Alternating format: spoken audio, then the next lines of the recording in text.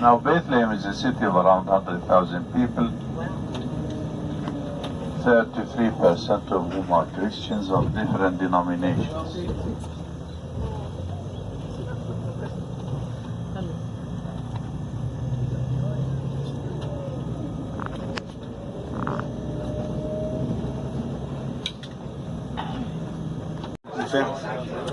Mira, pues ahora estamos aquí en Belén.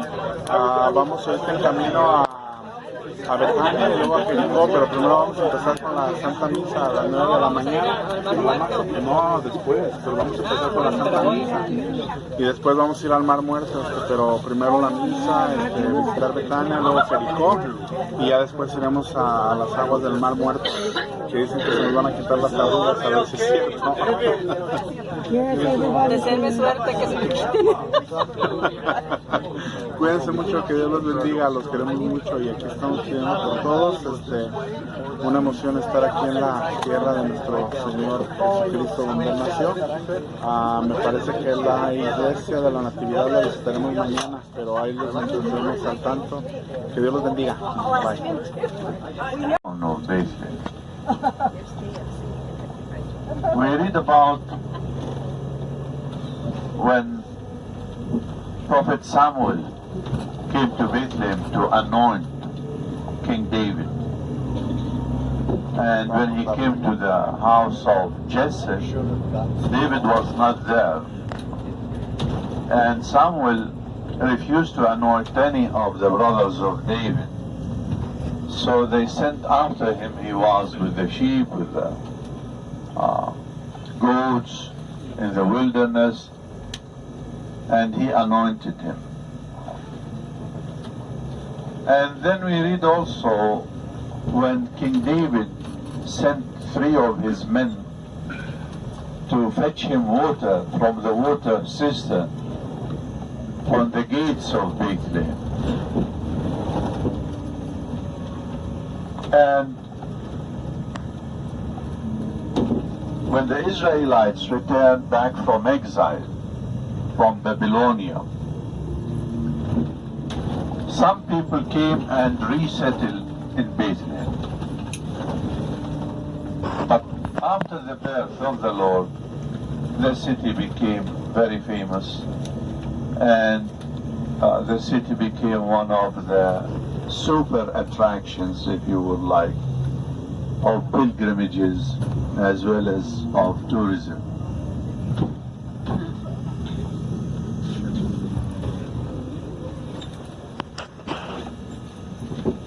Crossing the checkpoint between Bethlehem and Jerusalem, we are rather driving to the east. Now, remember when the Oriental men, kings, sheikhs, whatever you want to call them, followed the star from the Orient to see the Lord in Bethlehem when he was born in Bethlehem. Herod the Great asked them to report to him about the whereabouts of the birth of Jesus, and he told them, I want to go and worship the baby, but this wasn't the intention of Herod. He wanted to kill Jesus. Now to our right hand side, this is the Greek Catholic Church of the town. So they saw a dream, and they didn't report back to Herod the Great. They took another way to the east, to their home back home. We will today take part of this way back home that the Magi's, the Oriental, the wise men took. So these are the shepherd's fields to our right hand side, and we will see more of these fields.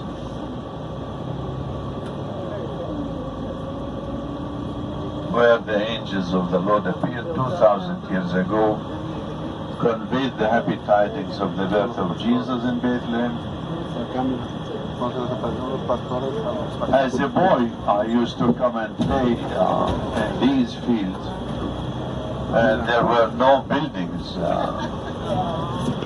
All of these buildings were newly built. You can see the fields to our right-hand side.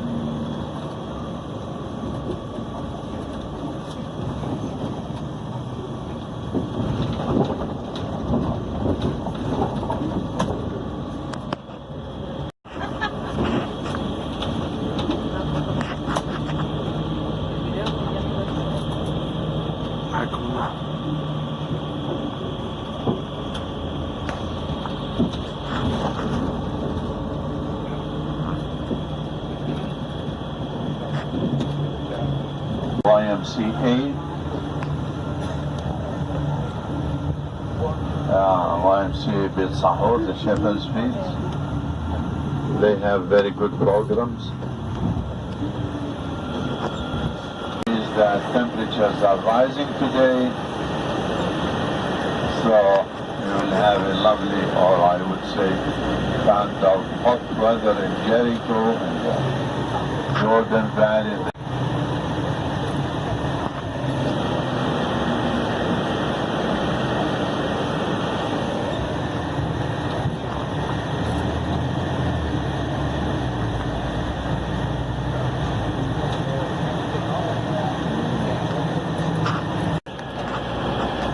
Who was the father of Jesse? Ubayd.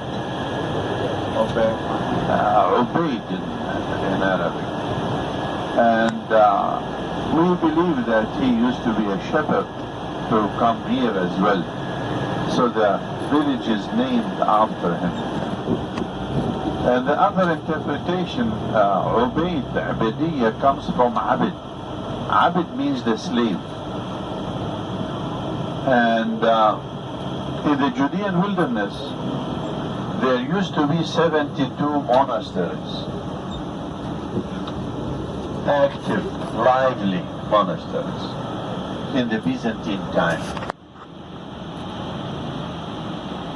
Now, the Persians, 614, destroyed most of these, and we are left only with 5 monasteries in the Judean wilderness, where till today there is monks living, and they are, they are still living in a monastic way in the wilderness. So Abid is a slave, and to serve these 72 monasteries, many people came even from Europe and dwelt here, served the monasteries, and eventually when Islam came, they converted into Islam. Now the village is a Muslim one, but if you look at the faces and the hairs and the eyes of the people, you'll see that they have blonde hair, they have blue eyes. So they should be of, European origins. And now we are approaching one of the remaining monasteries in the Judean wilderness, namely St. Theodosius Monastery. And Theodosius was a disciple of St. Saba. St. Saba was one of the founders of the monastic life and monasteries in the Judean wilderness. And the monastery of St. Saba still exists in the Judean wilderness. Women are not allowed to enter the monastery, by the way, the monastery of St. Saba.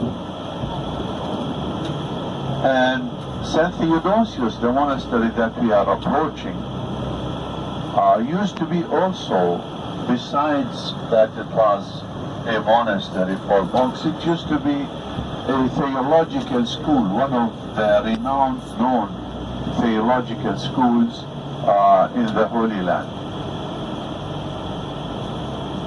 So we are left with 5 monasteries. The rest were destroyed by the Persians. So this is St. Theodosius ahead of us there. St. Theodosius Monastery.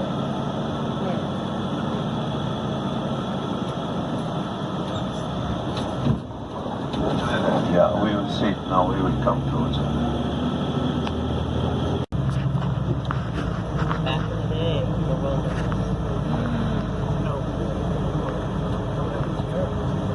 Now, also I told you the story of the Magi's. Under the monastery there is a cave.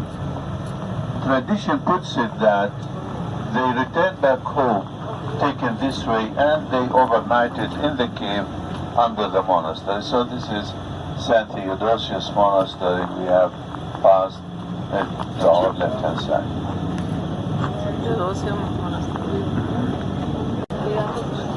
Ándale.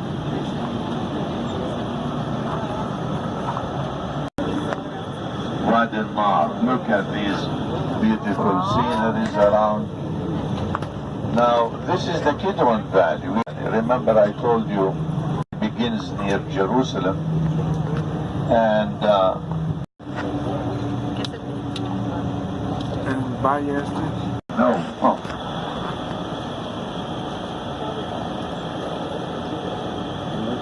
Mira.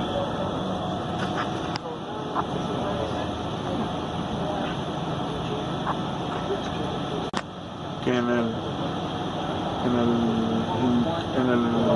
verano está seco, ahorita está verde por la lluvia nada más.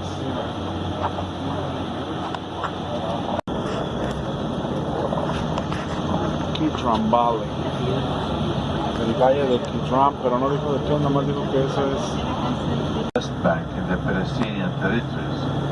We are not entering Israel proper.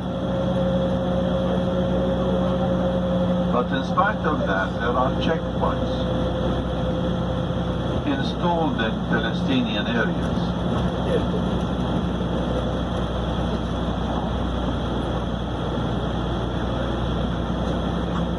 The town in Arabic is Al-Izariya. Al-Izariya is a corruption form of Lazarus. So this is one of the towns, villages that preserve the biblical name. Lazarus Al-Izari. Now Bethany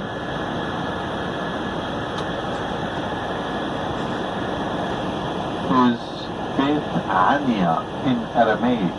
The name of the town is Betania, corrupted into Bethany. Now, Bet is the house of. Anya can be interpreted into two ways.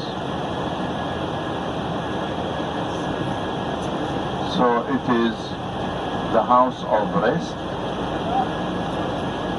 and or sleep even, because if you are coming from the Jordan Valley, climbing to Jerusalem in that time, and remember that the Jordan Valley lies 400 meters below sea level, and it is very hot, and you are climbing and it is hot and you are tired, and the first village that you encounter would be Bethany. So there you will have a rest, a sleep, and that's why the name Beit Anya, the house of rest, the house of sleep, or the house of agony. You remember what happened to Lazarus and how the Lord came and he, with a very loud voice, called, Lazarus, come out.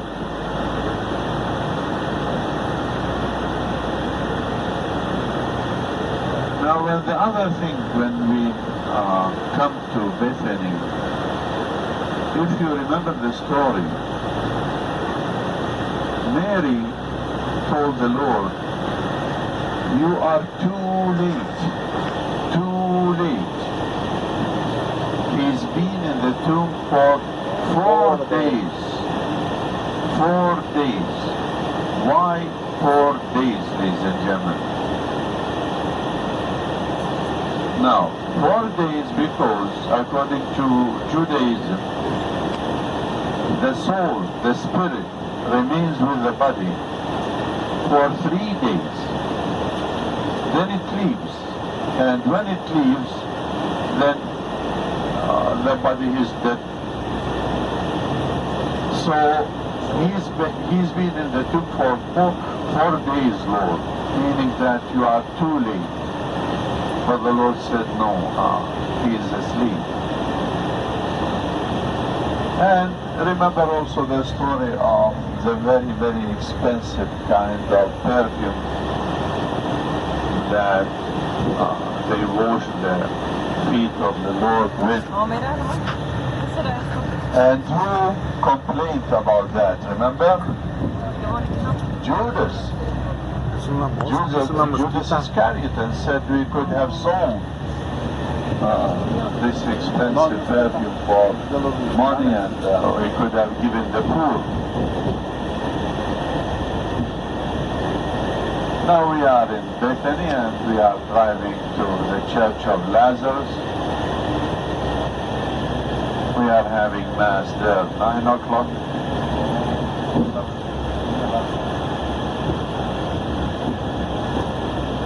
Now the church there, let me tell you also about the church that we go immediately to Mass. The church was built again by our beloved Italian architect, Berluzzi, and I think 1950s. And remember that Berluzzi put the story in the building. When we enter the church there, it has no windows. It looks like a tomb to remind us of the story of the Lord bringing to life Lazarus from the tomb. So this is the story of the place and the story of the church there.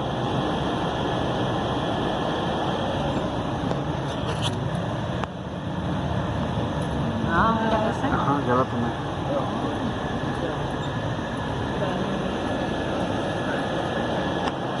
We have Christian families living. Don't worry, we are flexible. And we are in the Holy Land.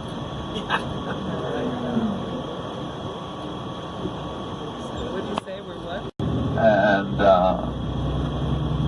to our left-hand side, we are passing by the Greek Orthodox Orphanage and Church. Aquí, aquí, Oh. aquí. Esta.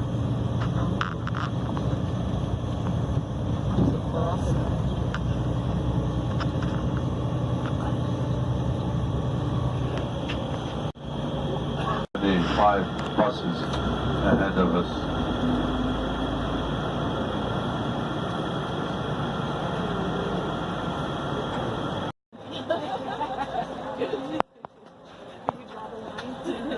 O sea.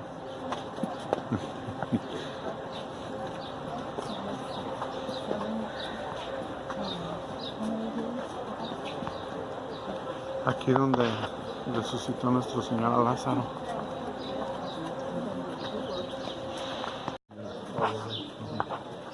It'll be later in that. Y estás en Lázaro, María y Marta.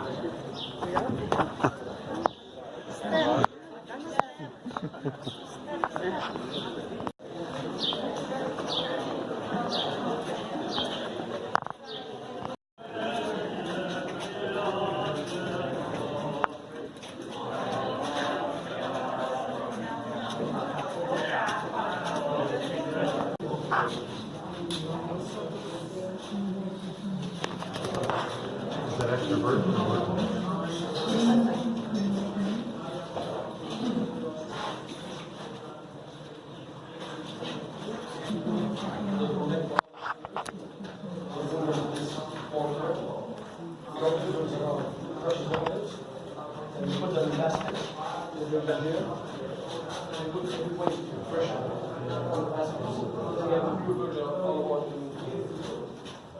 of crushing and then how to get virgin olive oil. So you can look at the explanation of the but that's 300-year-old olive oil. Virgin olive oil. It's pure water. It's the first press. And we use it for the temple washing to wash the menorah in the temple. And then the second crushing is to make the lye. The third is to produce the olive oil soap from the lye, NYE. Don't use any of the oil. So that's what we like. And they use more than they use it for to light the oil lamps in Jesus' name. So these are the four crushings of olives. One is the oil, the first one. For the temple, to light the menorah. Okay? That's pure virgin olive oil, to light the menorah. Only for sacrifice on the temple. The second crushing will be for the olive oil that you use in cooking. The third is to light the olive oil soap. It's the lye, NYE. And the three is the fourth is to light the oil lamps. Okay, so that's how we handle it. Look at the process, how this is done.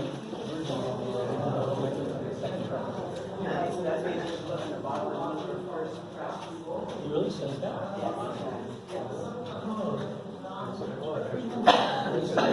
Here's a compressor now. So these are the baskets. They are from the wicker baskets. So they put this on there. See? Now the baskets are up there. And then we do this.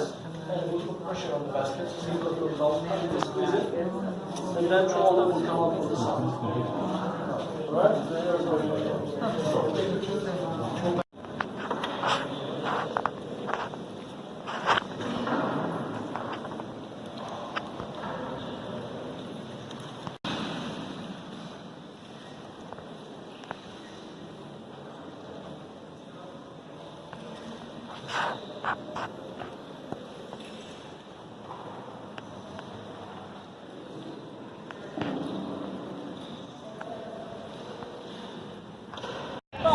No,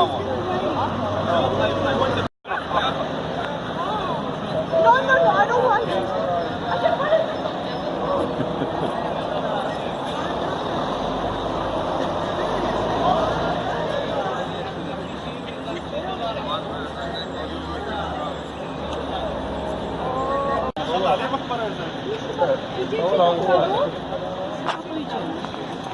Who's next?